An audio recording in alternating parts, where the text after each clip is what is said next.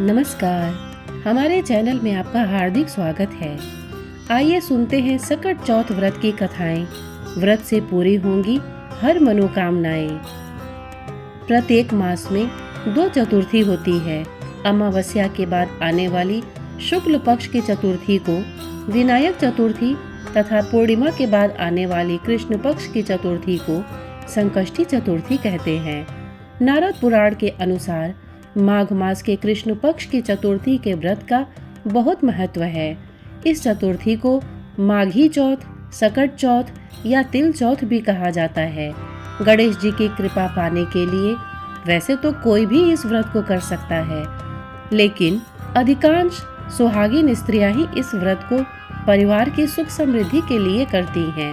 इस दिन भगवान गणपति की आराधना से सुख सौभाग्य में वृद्धि तथा घर परिवार पर आ रही विघ्न बाधाओं से मुक्ति मिलती है। इस दिन श्री गणेश जी की पूजा अर्चना से रुके हुए मांगलिक कार्य संपन्न होते हैं। माघ मास के कृष्ण पक्ष की चतुर्थी के दिन चंद्रमा के दर्शन से गणेश जी के दर्शन का पुण्य फल मिलता है। धार्मिक मान्यताओं के अनुसार सकट चौथ की यूं तो बहुत सी कथाएं प्रचलित हैं, लेकिन इन 2 कथाओं की बहुत मान्यता है। आइए सुनते हैं सकट चौथ व्रत की कथा। त्रेता युग में रावण ने स्वर्ग के सभी देवताओं को जीतकर अंगद के पिता बाली को पीछे से जाकर पकड़ लिया। वानर राज बाली रावण को अपनी बगल में दबाकर किष्किंधा नगरी ले आए और अपने पुत्र अंगद को खेलने के लिए दे दिया। अंगद रावण को खिलौना समझकर रस्सी से बांधकर इधर उधर घुमाते थे। इससे रावण को बहुत कष्ट और दुख प्राप्त हुआ। रावण ने दुखी मन से अपने पितामह पुलत्स्य जी को याद किया। रावण की इस दशा को देखकर पुलत्स्य ने विचारा कि उसकी यह दशा क्यों हुई। अभिमान हो जाने पर देव, मनुष्य, असुर सभी की यही गति होती है। पुलत्स्य ऋषि ने रावण से पूछा, तुमने मुझे क्यों याद किया है? रावण बोला, पितामह, मैं बहुत दुखी हूँ। ये नगरवासी मुझे धिक्कारते हैं। अब आप मेरी रक्षा करें। रावण के ऐसे वचनों को सुनकर पुलत्स्य बोले, पुत्र, तुम डरो नहीं, तुम इस बंधन से जल्दी मुक्त होगे। पुलत्स्य ने कहा कि तुम विघ्न नाशक गणेश जी का स्मरण करके व्रत करो। पूर्व काल में वृत्तासुर की हत्या से छुटकारा पाने के लिए इंद्र ने इस व्रत को किया था, इसलिए तुम भी इस व्रत को करो। रावण ने भक्ति पूर्वक इस व्रत को किया और बाली के बंधन से मुक्त होकर पुनः अपने राज्य को प्राप्त किया।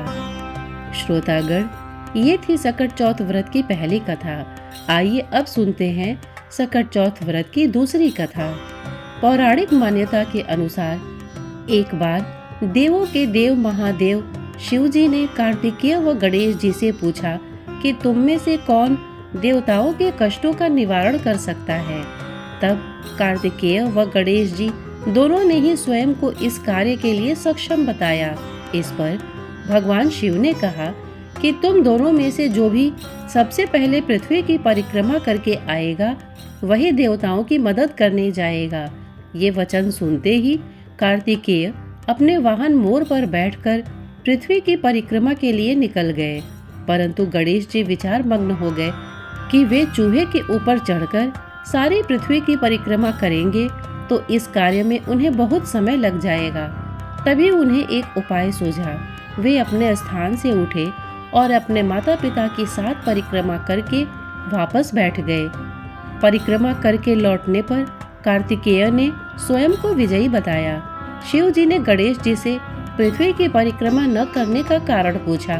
तब गणेश जी ने कहा, माता पिता के चरणों में ही समस्त लोक है।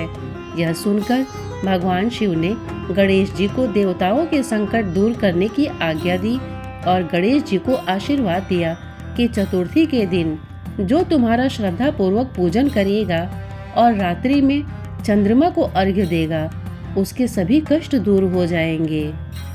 श्रोतागण, प्रस्तुत जानकारी आपको कैसी लगी हमें कमेंट करके अवश्य बताइएगा। साथ ही इतने धैर्य से इसे सुनने के लिए आपने अपना बहुमूल्य समय दिया, इसके लिए आपका बहुत बहुत धन्यवाद। नमस्कार।